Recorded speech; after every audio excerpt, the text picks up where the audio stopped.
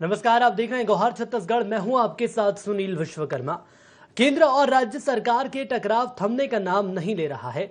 GST भुगतान, बारदानों की कमी और राजीव गांधी न्याय योजना के बाद कृषि अधोसंरचना विकास सेस को लेकर केंद्र और राज्य सरकार आमने सामने है। केंद्रीय बजट के बाद कृषि सेस का खुलकर विरोध करने वाले मुख्यमंत्री भूपेश बघेल ने अब केंद्रीय वित्त मंत्री निर्मला सीतारमण को पत्र लिखकर केंद्र के इस फैसले पर असंतोष जाहिर किया है। उनका कहना है कि कृषि सेस लगने से एक्साइज ड्यूटी कम होगी और इससे राज्य को 900 से 1000 करोड़ रुपए तक का नुकसान होगा। इससे राज्य के नागरिकों के हितों में संचालित होने वाली लोक कल्याणकारी कार्यक्रमों और योजनाओं पर असर पड़ेगा। मुख्यमंत्री ने केंद्रीय वित्त मंत्री से अनुरोध किया है कि एक्साइज ड्यूटी के रूप में मिलने वाली राशि को पूर्ववत ही रखी जाए।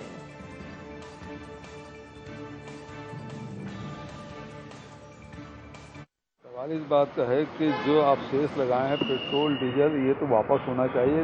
ऐतिहासिक वृद्धि हो रही है, एलपीजी में, गैस सिलेंडर में वृद्धि हो रही है, पेट्रोलियम पदार्थों में वृद्धि हो रही है। इससे आम जनता पर बोझ बढ़ने वाला है और इससे महंगाई बढ़ेगी। देश की अर्थव्यवस्था, घरेलू अर्थव्यवस्था उससे बिगड़ने वाली है। इसलिए इस सेस को वापस लिया जाना चाहिए और सेस की राशि है वो राज्यों को नहीं मिलेगा, केवल केंद्र को मिलेगा। ये हानिकारक। जो भी पैसा केंद्र के पास में है, इनके समय में तो 32% राशि आती थी, अब तो 42% राशि आ रही है। और इसके बाद हमारे प्रधानमंत्री जी और बाकी सब लोगों की यह है कि हम ज़्यादा से ज़्यादा राज्यों को हम मदद कर सके, खास करके हम किसानों को मदद कर सके, हम मजदूरों को मदद कर सके, मनरेगा को हम बढ़ा सकें। ऐसे तमाम ले करके कोई ना कोई उनके लिए रास्ता निकालने का काम केंद्र सरकार कर रही है। इससे राज्य को कोई घाटा नहीं होगा, बल्कि राज्य को फायदा ही मिलेगा। राज्य के रोजगार बढ़ेंगे, किसानों के आय में वृद्धि होगी और इसलिए जो किसानों के हित में जाएगा, मुझे लगता है ये राज्य के हित में ही सर्वोपरि माना जाएगा। केंद्र सरकार का एक बड़ा फार्मूला है कि राज्य सरकार में जितना भी राजस्व कलेक्ट करके केंद्र सरकार को जमा करता है, उसका पहले 3234% राज्य को वापस आता था। अभी माननीय मोदी जी ने उसको 42% कर दिया। 42% जो शेयर होता है वो वापस राज्य सरकार को लौट के आता है। राजस्व का कलेक्शन के आधार पे ही उसका शेयर घटता और कम होता है। पिछले बार जीएसटी के कलेक्शन में कमी आई थी कोविड के चलते 9 महीने, पर अभी जब से कोविड का असर कम हुआ है, इकोनॉमी में ग्रोथ हुआ है, अब ये कलेक्शन बढ़ भी रहा है और पिछले दिसंबर के बाद स्थिति बेहतर हुई है। तो मुझे लगता है आने वाले समय में जब कलेक्शन बढ़ेगा तो हमारे स्टेट की भी राशि बढ़ेगी। तो पिछले तकरीबन 2 साल से देखा जा रहा है कि लगातार केंद्र और राज्य के बीच अनबन देखने को मिलती है। केंद्र और राज्य सरकार के बीच कभी जीएसटी को लेकर अनबन देखने को मिलती है, तो कभी आर्थिक रूप से तमाम पैकेजेस सामने आते हैं उसको लेकर अनबन देखने को मिलती है, तो कभी सरकार की योजनाओं को लेकर अनबन देखने को मिलती है। और यदि राज्य सरकार के हम प्रमुखों की बात करें या दिग्गजों की बात करें तो उनका साफ तौर पर यह कहना है कि द्वेषपूर्ण यहां पर कार्रवाई की जा रही है और जितना अन्य राज्यों को केंद्र के द्वारा रुपया दिया जा रहा है, आर्थिक मदद की जा रही है, वो तमाम तस्वीरें छत्तीसगढ़ के लिए सामने नहीं आती। और इसी के चलते सीएम भूपेश बघेल, जिन्होंने केंद्रीय वित्त मंत्री को पत्र लिखा और कहा यह जा रहा है कि जो एक्साइज ड्यूटी कम की जा रही है, इसके चलते छत्तीसगढ़ को नुकसान होगा। इस पूरे मुद्दे को बेहतर तौर से समझेंगे। हमारे साथ खास मेहमान जुड़े। सबसे पहले परिचय मैं आपको उनसे करा दूं, उसके बाद चर्चा को विस्तार देंगे। हमारे साथ अनुराग अग्रवाल जुड़ चुके हैं, नेतागण हैं छत्तीसगढ़ बीजेपी से। स्वागत है सर आपका ND24 में। नितिन सर आपका ND24 में। नितिन भंसाली जुड़ चुके हैं, नेता हैं छत्तीसगढ़ कांग्रेस से। स्वागत है सर आपका भी ND24 में। साथ ही साथ डॉक्टर लखन चौधरी आर्थिक विश्लेषक के तौर पर हमारे साथ जुड़े हुए हैं। स्वागत है सर आपका ND24 में। और सबसे पहले मैं आपसे ही समझना चाहूंगा, केंद्र के द्वारा एक्साइज ड्यूटी कम की गई है, अब इसके पीछे आखिर क्या मंशा है? और बात यदि हम छत्तीसगढ़ सरकार की करें तो छत्तीसगढ़ सरकार पर इसका कितना इफेक्ट देखने को मिलेगा? मुझसे पूछ रहे हैं? जी चौधरी जी, सवाल मेरा आपसे ही है। जी बिल्कुल। आज जो है छत्तीसगढ़ के मुख्यमंत्री भूपेश बघेल जी ने जो सवाल, जो पत्र भेजा है, जो सवाल उठाया है, वो निश्चित रूप से एक जायज मांग है और एक पत्र जो लिखा है उसमें जायज बातों को उठाया गया। देखिए, छत्तीसगढ़ सरकार की मांग को यदि हम राजनीति के नजरिए से न देखकर एक आर्थिक नजरिए से देखें तो बिल्कुल जायज मांग है इनकी कि भाई सेस के रूप में एग्रीकल्चर पर जो है आपने लगाया है, वो सेस का पैसा तो सेंट्रल गवर्नमेंट के पास जाएगा, तो स्टेट को इसमें क्या मिलेगा। और आने वाले दिनों में निश्चित रूप से कोविड के कारण जो ये कह रहे हैं कि 1000 करोड़ का जो नुकसान हुआ है राज्य सरकार को, तो उसकी भरपाई ये कहां से करेंगे। आखिर आप हर चीज में राज्य सरकारों के मदों में कटौती इस तरह करते चले जाएंगे तो राज्य सरकारें अपने राज्य के जनता के लिए जो कल्याणकारी योजनाएं हैं वो कहां से लाएंगे। भाई केंद्र सरकार को अपनी चिंता है कि वो कल्याणकारी योजनाएं चला रही है देश की जनता के लिए, तो उसको उसके लिए पैसे की जरूरत है, तो क्या राज्य सरकारों को पैसे की जरूरत नहीं रहेगी। भाई ये स्वाभाविक मांग है और इस मांग का मैं बिल्कुल पूरी तरह से समर्थन करता हूं। और इनका कहना है कि पेट्रोल डीजल का जो दाम है छत्तीसगढ़ में वैसे भी आपके मध्य प्रदेश से जो है 12-14 रुपया कम है, तो ये और यदि कम करेंगे उसमें तो फिर कहां से इनके पास पैसा आएगा। भाई सारी जिम्मेदारी जो है आप राज्य सरकारों के ऊपर छोड़ रहे हैं और सारा पैसा आप अपना हड़प रहे हैं। तो केंद्र सरकार का ये जो निर्णय है शेष लगाना और राज्यों के पैसे में कटौती करना, भाई जीएसटी की मांग ये पिछले कई सालों से करते आ रहे हैं, पिछले 1 सालों से जीएसटी का पैसा इनका जो है दिया नहीं जा रहा है। अब देखिए जीएसटी का पैसा आप देंगे नहीं, धान का जो है वो एक्स्ट्रा जो दे रहे हैं बोनस का उसका पैसा आप देंगे नहीं, तो राज्य सरकार आखिर कहां से ये सब करेगी।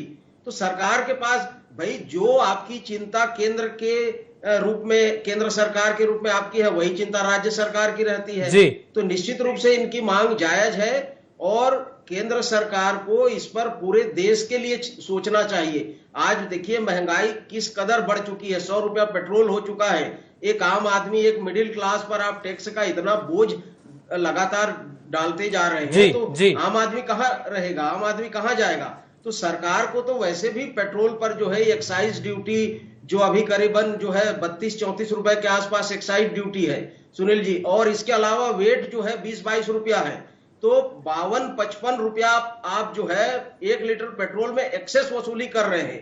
तो इतनी बड़ी वसूली आप कर रहे हैं, सारा पैसा आप ले रहे हैं और राज्य सरकारों को कह रहे हैं कि आप जो है ये सब चीजें जो है। चलिए सर, जाहिर सी बात है जिसके चलते राज्य सरकार के द्वारा भी विरोध किया जा रहा है, अनबन तो होनी तय है। रोकना चाहूंगा मैं आपको और नितिन भंसाली साहब, समझना चाहूंगा आपसे, बात यदि हम सूबे के मुखिया भूपेश बघेल की कर लें तो एकमात्र ऐसे नेता के रूप में सामने आए हैं जो कि लगातार केंद्र की तमाम ऐसी नीतियां रही हैं खुलकर खुले मंच से उसका विरोध करते हैं, यदि उन्हें लगता है कि इसका विरोध करना चाहिए और वो तमाम चीजें राज्य के लिए ठीक नहीं है तो। लेकिन मैं अब समझना चाहूंगा एक्साइज ड्यूटी कम करने से आखिर क्या चुनौतियां प्रदेश सरकार के सामने खड़ी हो सकती है।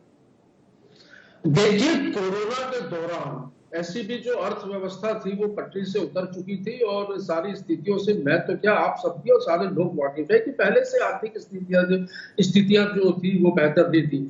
एग्री सेस केंद्र सरकार ने बजट में कहे या अन्य कोई अधिनियमों में या नियमों में कहे, हर चीज को राज्यों पर थोपा है और थोपे गए निर्णय को वो कहते हैं कि हम जो निर्णय दे रहे हैं, हिटरशाही जो हम फरमान जारी कर रहे हैं उसका आप पालन करें। तो देखिए इसमें ये नुकसान हो रहा है कि एग्री सेस लगाने से कोई समस्या नहीं है किसानों के लिए यदि कोई अलग से ये व्यवस्था की जा रही, लेकिन इसको लगाने का तरीका गलत है। एग्री सेस लगाने से मैं आपको बता दूं, एक्साइज ड्यूटी घटने से छत्तीसगढ़ को 900 से 1000 करोड़ रुपए का नुकसान होना तय है। इसके अलावा मैं आपको बता दूं जीएसटी की क्षतिपूर्ति के हमारे 3700 करोड़ रुपया लेना हमको केंद्र सरकार से बचा है, जिसमें लगातार हम केंद्रीय वित्त मंत्री जी को और प्रधानमंत्री जी को पत्राचार भी कर रहे हैं, मांग भी कर रहे हैं। राज्य की स्थिति। चलिए ठीक है सर, यहाँ पर मैं अनुराग अग्रवाल जी के पास आना चाहूंगा, संपर्क यहाँ कोई समस्या आ रही है। अनुराग जी, पहले यदि बात कर लें कोरोना महामारी की तो उसके बाद देखा गया कि आर्थिक व्यवस्था ठीक नहीं है। ना सिर्फ छत्तीसगढ़ की बात करूं, प्रदेश देश भर की बात कर ली जाए तो आर्थिक स्थिति ठीक नहीं हुई। लेकिन अब जैसे जैसे अर्थव्यवस्था ठीक हो रही है उसके बाद अब एक्साइज ड्यूटी कम कर दी गई है, सरकार के सामने चुनौतियां रहेंगी, अनबन की स्थिति तो बनेगी ही। आपकी प्रतिक्रिया?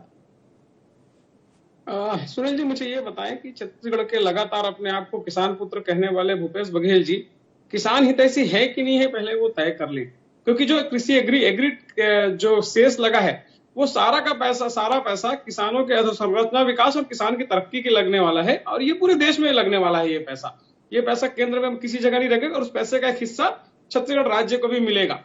और केंद्र सरकार ने पेट्रोलियम पदार्थ पे बेसिक टैक्स और एडिशनल जो टैक्स है, एक्साइज ड्यूटी है, उसको कम करके ये सेस लगाया है। और इसका जो भार है वो जनता के ऊपर नहीं पड़ेगा, इसका भार कंपनियां उठाएंगी। अब क्षतिपूर्ति की राशि की बात करें तो जीएसटी में लागू होने के बाद जीएसटी जहां पे उपभोक्ता राज्य है वहां पे ज्यादा मिलता है, उत्पादक राज्य को कम मिलता है।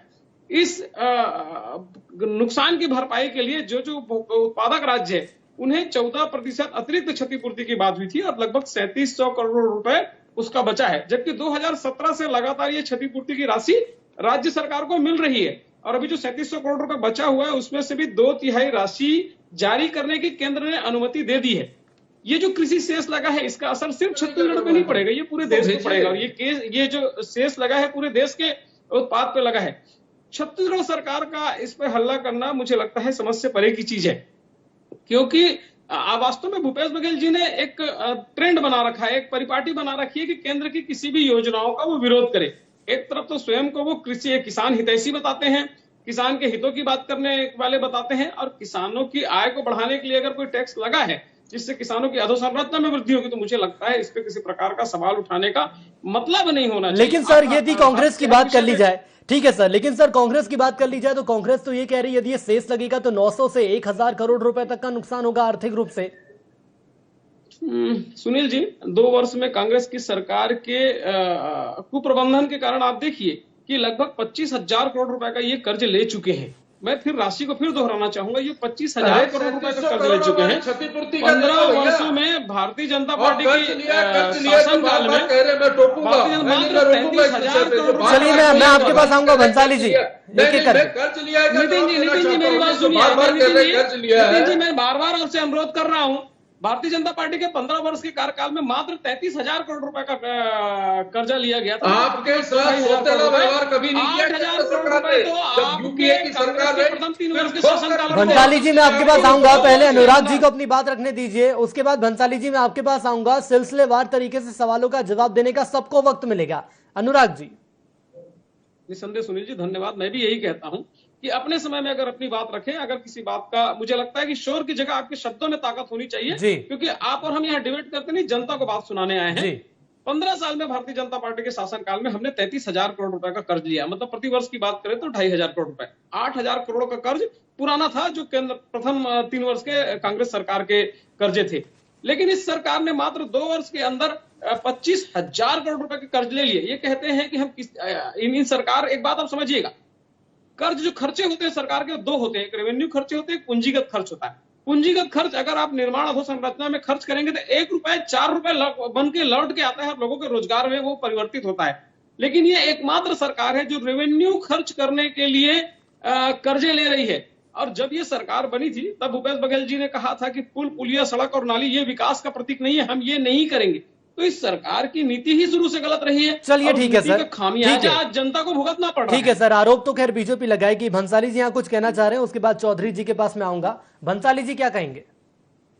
ये बार बार जो कह रहे हैं कि कर्ज लिया, तो किसानों के हितों के लिए, किसानों को मजबूत करने के लिए, किसानों को सुदृढ़ करने के लिए 1 बार नहीं 5 बार भी, अगर 10 बार भी कर्ज लेना पड़ेगा लेंगे, झूठ नहीं बोलेंगे। इन्होंने कहा था 2100 रुपए समर्थन मूल्य देंगे, 300 रुपए बोनस देंगे, आखिरी तक नहीं दिया। हालत क्या हुई? 15 साल शासन करने वाली पार्टी 15 सीटों में विधानसभा में सिमट कर रह गई। हमने जो वादे किए उन वादों को पूरा करना हमारा नैतिक कर्तव्य है। जनता ने हमें जनादेश दिया है, हमें उनके वादों को पूरा करना है। 1 वर्ष जो ये कोरोना काल का आया, मैं मानता हूं पूरे देश में आप देखिए आर्थिक स्थितियां बिगड़ी हुई है, उसमें छत्तीसगढ़ भी शामिल है। यदि उन चीजों को, किए गए वादों को पूरा करने के लिए, किसानों को मजबूत करने के लिए, यदि अर्थव्यवस्था में इतनी स्थिति नहीं थी कि हमको अगर पैसों की जरूरत थी और हमने लोन लिया, हमने अभी भी कर्ज लेकर धान की खरीदी की है। 15 वर्षों में औसत 50 लाख मीट्रिक टन भी इन्होंने 1 वर्ष में धान की खरीदी नहीं की। और इस बार छत्तीसगढ़ सरकार ने 93 लाख मीट्रिक टन की धान की खरीदी की, 2500 रुपए समर्थन मूल्य दिया। इसके अलावा यदि ये कहते हैं कि कर्ज लिया, हाँ कर्ज लिया, लौटाएंगे।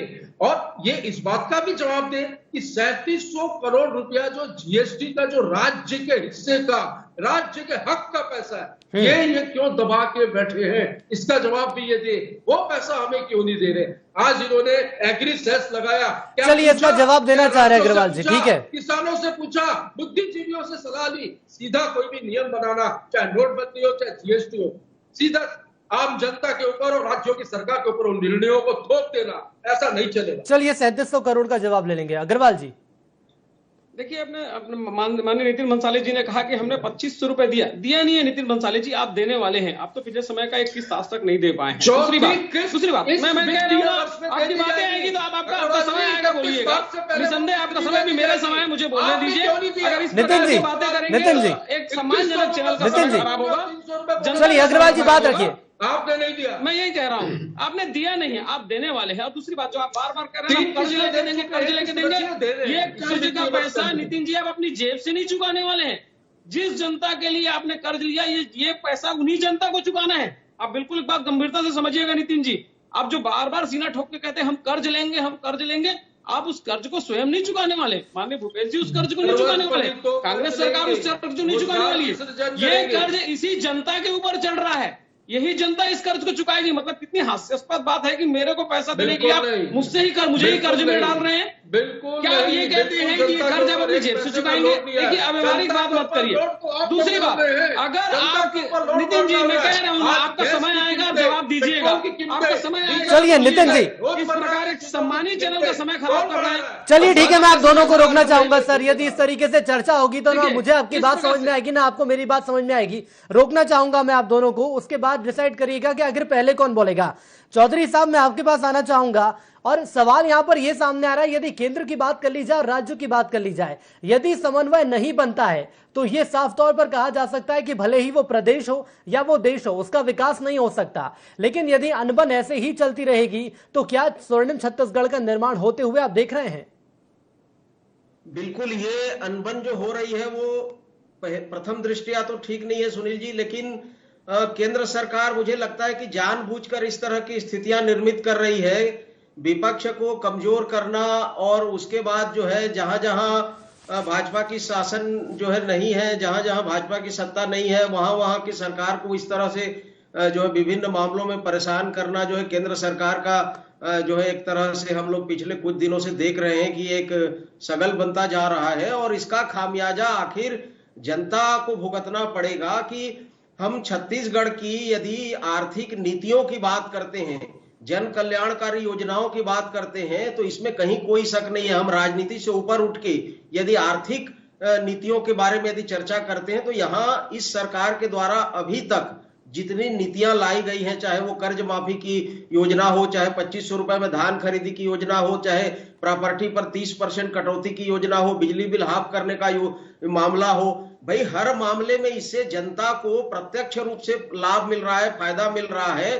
तो इन योजनाओं का समर्थन जो है जनता क्यों नहीं करेगी जी? भाई आखिर केंद्र सरकार भी तो यही कह रही है कि शेष लगाकर कृषि पर जो शेष लगाया है पेट्रोलियम प्रोडक्ट पर एक्साइज ड्यूटी पर, तो वो कह रही है कि हम कृषि पर खर्च करेंगे। तो आखिर ये भी तो वही कर रहे हैं, ग्रामीण क्षेत्र पर कृषि पर ये भी तो वही खर्चा कर रहे हैं। लेकिन विपक्षों को इस तरह कमजोर करके केंद्र सरकार जो है ये कह रही है कि आप जो करें तो गलत है और केंद्र सरकार करे तो सही है। तो आखिर भाई पैसा और कर्ज की बात जो अनुराग जी हमारे अच्छे मित्र हैं कह रहे थे कि भाई जो है कर्ज का बोझ जो है, भाई आपने तो भाजपा सरकार ने भी तो कितना सारा कर्ज का बोझ जो है छोड़ के गया है। तो आखिर उस चीज को भरपाई जो है जो वर्तमान में सरकार है उसको तो करना पड़ेगा। लेकिन सरकार चलाने के लिए आखिर कर्ज नहीं लेंगे तो पैसा कहां से आएगा? आपको जीएसटी में भी जो है भारी नुकसान उठाना पड़ा। कोविड के कारण एक साल से जो है सारी जो इनकम है, राजस्व है, वो खत्म हो गया।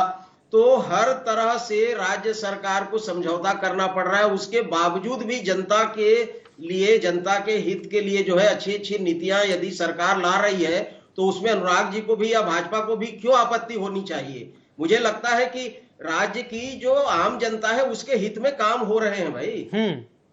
चलिए बिल्कुल। अग्रवाल जी क्या कहना चाहेंगे? केंद्र पर आरोप लग रहे हैं, यहाँ पर ना सिर्फ कांग्रेस, यदि हम आर्थिक तौर पर भी देखें तो तमाम समस्याएं खड़ी कर रही केंद्र सरकार, ऐसा चौधरी साहब का मानना है। आपका रिएक्शन? मुझे लगता है कि चौधरी साहब को कुछ मजबूरियां रही होंगी जो ऐसे वक्तव्य दे रहे हैं, वरना आर्थिक सलाहकार हैं, वो बहुत बेहतर समझते हैं कि 15 वर्षों में 33,000 करोड़ रुपए का कर्ज और 2 वर्षों में 25,000 करोड़ का कर्ज, इसका अंतर मुझे लगता है निष्पक्ष रूप से बात करेंगे तो चौधरी साहब इस विषय पे जरूर गंभीरता से चर्चा करेंगे। अब अगर राज्य सरकार की बातें करें, राज्य सरकार की जन उपयोगी नीति की बात करें, नरवा गरवा घुरुआ बारी में लखन साहब राज्य सरकार का क्या बजट है एक बार मुझे बताने का कष्ट करेंगे। मनरेगा का पैसा तो केंद्र से आता है जिससे राज्य सरकार ने पैसा रोजगार देने की बात कही थी। ये सरकार तो अपने संसाधन जुटाने के लिए जमीनें बेच रही है। आप लगातार देखिए कि ये लोग यहाँ पे सरकारी जमीन बेचने का कार्य ये सरकार कर रही है, और ये सरकार खुद को किसान हितैषी बताती है। अगर किसान हितैषी है तो अगर केंद्र सरकार को सेस लगाता है तो आपको मालूम है देश की जनता और देश के किसानों के भले के लिए होगा, और वो किसान छत्तीसगढ़ का भी होगा। अधोसंरचना मद में, खाद में, बीज में, प्रशिक्षण में ये जो पैसा लगेगा, इसके लिए विरोध किस बात का? मुझे लगता है इसके लिए विरोध की कोई बात नहीं होनी चाहिए। अब लगातार केंद्र सरकार से राज्य सरकार हर विषयों पे टकराव की बातें करती है, चाहे वो सीए की बात हो, चाहे वो अनारक्षित आरक्षण की बात हो, चाहे किसी भी प्रकार की बात हो। अगर आप कोई कार्य संपादित करना है तो केंद्र और राज्य सरकार को समन्वय बनाकर ही करना पड़ेगा। पिछले वर्ष केंद्र सरकार ने जितना धान चावल जमा करने का एफसीआई में इनको टारगेट दिया था, सितंबर में वो चावल जमा हो जाना चाहिए था, लेकिन आज अक्टूबर, नवंबर, दिसंबर 4 महीना हो गया। ये स्वयं स्वीकार करते हैं कि हम 2 लाख मीट्रिक टन उतना चावल जमा नहीं कर पाए। तो जब पिछले साल का जो चावल जमा नहीं कर पाए हैं, जो खरीदी मिली है उस खरीदी को कैसे अनुमति कैसे मिलेगी? ये भी 24 लाख मीट्रिक टन चावल की अनुमति मिली है। मुझे लगता है कि कांग्रेस सरकार को पहले तो 24 लाख मीट्रिक टन चावल कब तक जमा करेंगे ये बताना पड़ेगा। दूसरा 20 लाख मीट्रिक टन इनको स्वयं पीडीएस के लिए लगता है, चलिए उसको बताना पड़ेगा। ठीक है, अभी भी केंद्र सरकार ने फुल स्टॉप नहीं लगाया। चावल लेने को तैयार है, बट उसके लिए कोई समय, चलिए ठीक है अग्रवाल जी, भंसाली जी करना पड़ेगा। 60 लाख मीट्रिक टन का वादा किया था अग्रवाल जी, न खाता न बही। अग्रवाल जी जो बोले सब सही, आप जो बोले वो सच मान ले भाई, आम जनता है, पब्लिक है, सब जानती है। 60 लाख मीट्रिक टन चावल लेने की बात की थी कि नहीं की थी? कागज में का डिबेट में ऐसा दिखाऊंगा आपको। 60 लाख मीट्रिक टन चावल लेने की बात की थी और कटौती कर दी। अब हम कहां जाएं? इनसे हम कहते हैं कि भाई अब नया लफड़ा डाला। भारतीय खाद्य निगम ने कह दिया, एफसीआई ने, कि पुराने बोरे में चावल नहीं लेंगे। अब उसकी अनुमति के लिए हम चिट्ठियां लिख रहे हैं। कभी बारदाने के नाम से हमको अटकाया जाता है, कभी प्लास्टिक बोरी में आपको एसजीपी बैग में धान नहीं खरीदना है कहते हैं। हर तरीके से किसी न किसी तरह से केंद्र सरकार राज्य सरकार की जन कल्याणकारी योजनाओं को प्रभावित करना चाहती है और अपने प्रभाव से। चलिए ठीक है चौधरी साहब, मैं आपके पास आना चाहूंगा। पत्र तो लिख दिया गया है सर, लेकिन पत्र लिखने के बाद भी यदि केंद्र की तरफ से कोई फैसला नहीं लिया जाता है। चलिए एक बार फिर हमारे साथ जुड़ चुके हैं भंसाली जी, बात पूरी करिए अपनी आप। हमने जो जन कल्याणकारी योजनाएं शुरू की, हम कहां मुकरे? ये कहते हैं, बड़ी बड़ी बातें करते हैं। सरकार बनते ही किसानों का कर्जा माफ हुआ कि नहीं हुआ? अग्रवाल जी, बिजली का बिल हाफ हुआ कि नहीं हुआ? सारी योजनाओं का लाभ ये खुद भी ले रहे हैं, इनके घर में भी बिजली बिल हाफ आ रहा है, लेकिन एक्सेप्ट नहीं करेंगे। इतनी जब जनता खुश है तो आप क्यों ना खुश हैं? आप मोदी जी को कहिए भैया कि थोड़ा सा सौतेला व्यवहार जो लगातार करते आ रहे, हर चीज में अड़ंगा डालना, चाहे जीएसटी की हमारी क्षतिपूर्ति की राशि देने का मामला हो, चाहे धान खरीदी में अड़चन पैदा, भरपूर अड़चन पैदा की, रुकावटें पैदा की, लेकिन हमने लड़ झगड़ के अपने आर्थिक, चलिए ठीक है, बिल्कुल सर, वक्त की मेरे पास कमी है, रिकॉर्ड ट्रैक खरीदी की इस वजह से किसान। ठीक है सर, वक्त की मेरे पास कमी है, मुझे चौधरी जी के पास आना होगा अंतिम रिएक्शन के लिए। चौधरी जी, यदि हम अंत में बात करते हैं, पत्र लिख दिया गया है लेकिन केंद्र की तरफ से यदि कोई जवाब नहीं आता है और फैसला लागू होता है, ऐसी स्थिति में राज्य सरकार के पास क्या ऑप्शन बचते हैं? क्या कदम उठाएगी राज्य सरकार? देखिए, बिल्कुल केंद्र की ओर से कोई जो है सकारात्मक कदम आने वाला नहीं है, ये तय है। टकराव और अनबन जो है ये आगे आने वाले दिनों में भी जारी रहेगा। इसमें यह है कि राज्य सरकार को अपने बलबूते पर, अपने संसाधन के आधार पर जो है बजट में इन सब चीजों के लिए प्रावधान करना पड़ेगा। और इसके लिए मुझे लगता है कि राज्य सरकार और ऋण लेगी या अपने संसाधन को बढ़ाने के लिए कुछ उपाय करे, क्योंकि आने वाले दिनों में देखिए टकराव कम होने वाला नहीं है, बल्कि और बढ़ने वाला है। चलिए बिल्कुल सर, लेकिन यदि टकराव बढ़ता है तो ये कहा जा सकता है समस्याएं और ज्यादा बढ़ेंगी। और अग्रवाल जी, अंत में 10 सेकंड का वक्त सर आपके पास भी है। अब ऐसे में कहा यह जा रहा है कि केंद्र के द्वारा सौतेला व्यवहार किया जा रहा है। यदि यह व्यवहार किया जा रहा है तो क्या केंद्र नहीं चाहता कि छत्तीसगढ़ राज्य भी तरक्की करे? जल जीवन मिशन के तहत 7,000 करोड़ रुपए केंद्र सरकार ने राज्य सरकार के प्रत्येक घरों में जल पहुंचाने के लिए दिया है।